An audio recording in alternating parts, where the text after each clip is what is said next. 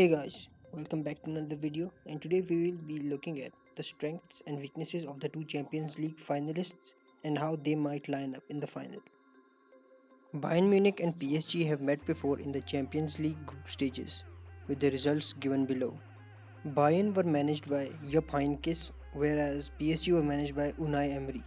Bayern are not new to the Champions League, whereas PSG are playing in their first ever Champions League final, along with the two most expensive players in Neymar and Mbappe, who were bought for the sole reason of winning the Champions League. Bayern Munich, who are now managed by Hansi Flick, are looking for their second treble.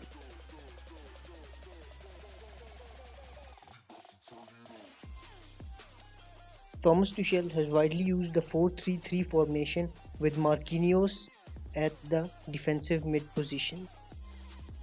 Neymar and Mbappe are the first two names on the team sheet, whereas Di Maria, who is back from suspension, completes the trio. Tuchel wants to attack in numbers while also having a defensive cover. That's why he attacks in a 3-3-4 formation.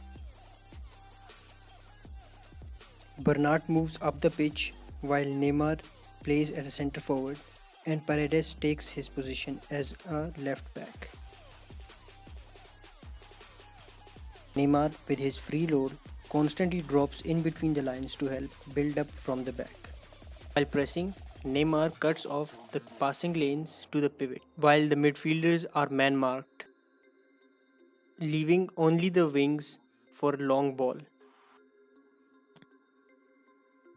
PSG used this tactic in their most recent matches against RB Leipzig and Gasperini's Atalanta.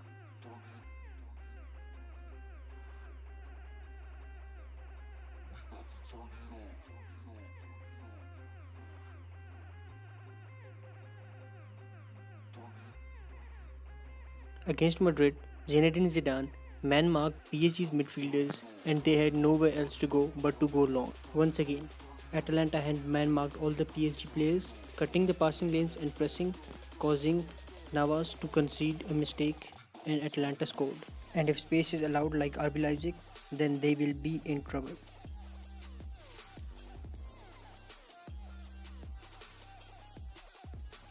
Moving on to Bayern under Niko Kovac, they would line up in a 4-2-3-1 formation.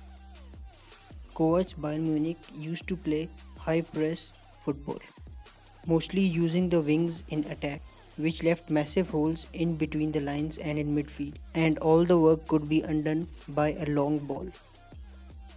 Constant injury problems to Coman and Sula, not utilizing Muller completely, led to his sacking, and Hansi Flick was brought on as his successor.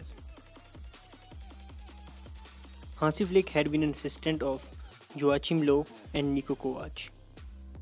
Flick used the same 4-2-3-1 formation and also turned Davies into a permanent left back. He inflicted the emphasis of positional play in attacking and pressing while also keeping a high line with a pivot.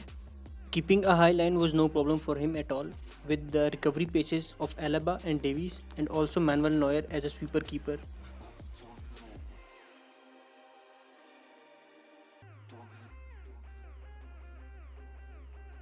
Defending in a 4-4-2 formation, with Muller constantly helping out the midfield in staying compact, whereas Lewandowski was busy in pressing the opposition centre backs. Their high metal Gegen pressing, along with their wonderful zonal marking, caused Barca all sorts of problems.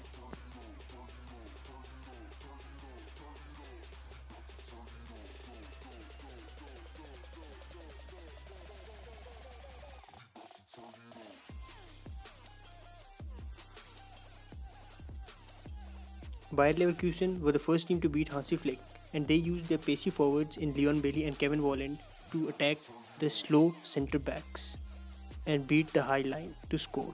Look at how easily they play a 1-2 and pass the defense to score the second.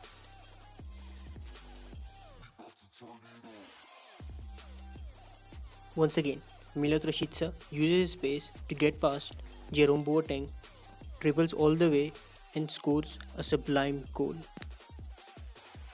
It will be the test of mental strength of both the managers. And whoever wins this will have their first ever UEFA Champions League trophy as a manager. Tell us in the comments who do you think will win this year's Champions League.